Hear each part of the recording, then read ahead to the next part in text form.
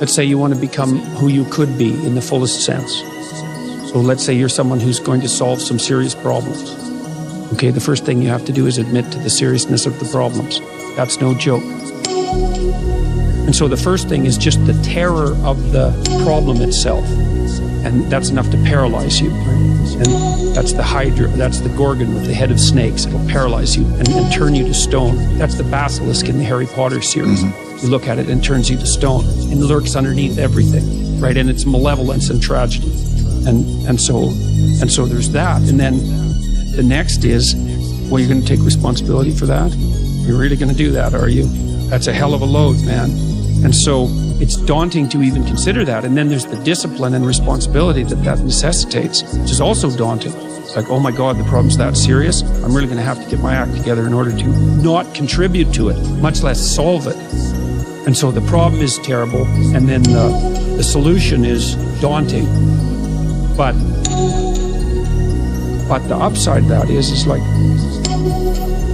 well, there isn't anything better to have than a problem that's worth solving, like that's really worth solving, right? And so the more of that you take on, the more you have a reason to get out of bed in the morning, no matter what. Think, I'm getting up, I'm trudging forward. Doesn't matter what I'm suffering from, I've got things that need to be done. They're necessary.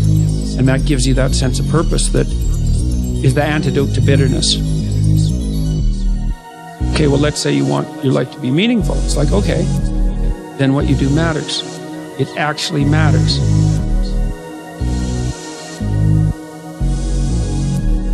So that's an interesting thing. Well, so let's say you go over your past with a fine-tooth comb and you decide you're going to take responsibility for everything that you did that was wrong and everything that you failed to do that you could have done that was right. It's like, does that change the world? It's like, depends on how thoroughly you do it.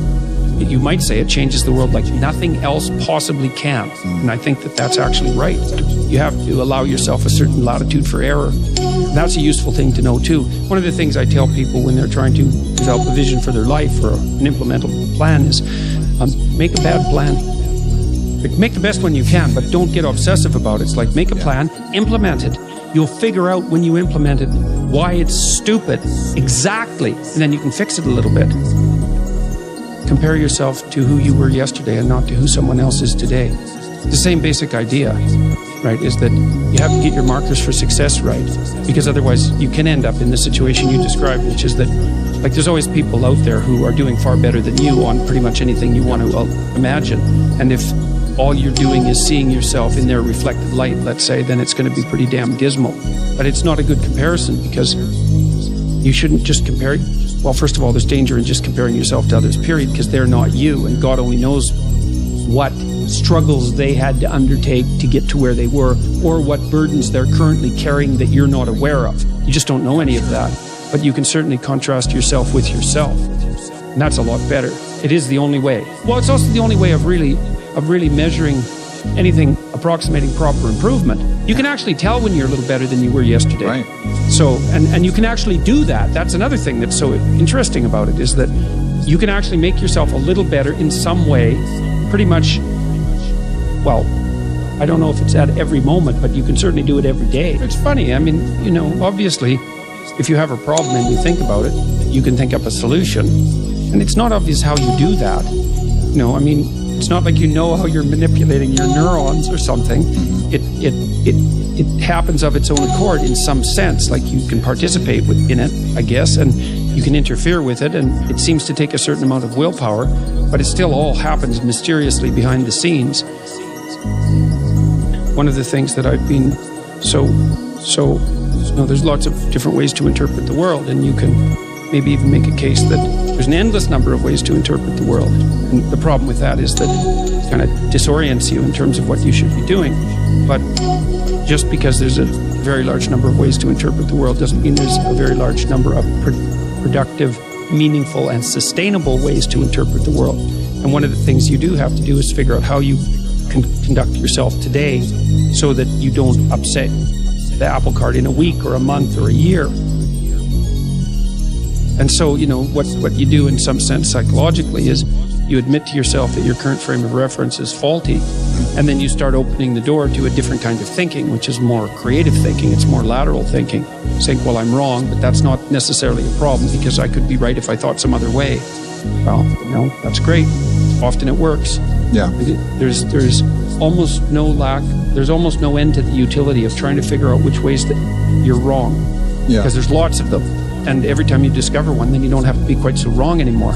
That's a really good deal. Yeah. The day is like a page in a book. Of course, there's many pages in a book, but the page repeats. And so one of the things I often had my clients do, I'll tell you a little story. I had one client who was spending about 45 minutes a night fighting with his young son about when to go to bed.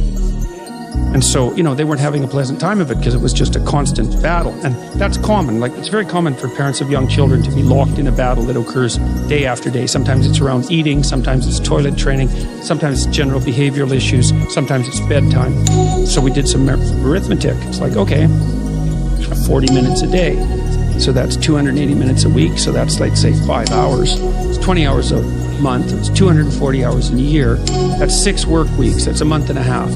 You're spending a month and a half of work weeks doing nothing but fighting with your son. What makes you think you're going to like him? Right? Well, and you think, well, it's only 40 minutes a day. It's like, don't fool yourself. Anything that's every day is a significant percentage of your life. Because you're awake, let's say 16 hours. 5 of those hours are basically maintenance. So you got about 11, and then 7 of those are work. So now you're down to 4. So if you're spending 15 minutes a day doing something painful and stupid, and you do it every day, it's like 10% of your productive life. And so it's really useful to get, because people think backwards. They think, well, I have a vacation coming up and that's really important. It's like, no, it's not. You're only going to do it once. It's not that important. Yeah. How you treat each other at lunchtime, if you eat together every day, that's your life. Yeah. Fix that. Get it so that the food's good. Get it so that you're happy with the people that are sitting there. Fix that. It's like, poof, 10% of your life is fixed. Well, you admit that there's a problem first, and then you ask for the minimum necessary intervention, which would be, all right, well, I'd like to move forward on this, some small amount that someone like me could actually manage, and I'd be willing to carry it out. And then you reorient the way you're thinking as a consequence of that, and something usually pops out of the abyss to guide you. Yeah. It's very strange, but it's not really any stranger than the fact that we can think at all, because the fact that we can think is actually very strange. Mm-hmm. It's strange like the fact that we can dream is strange, and that's strange beyond belief that you can dream. Or that something in you dreams, which is a much better way of thinking about it, because it's not like you're really in control of your dreams. Yeah. They just sort of happen.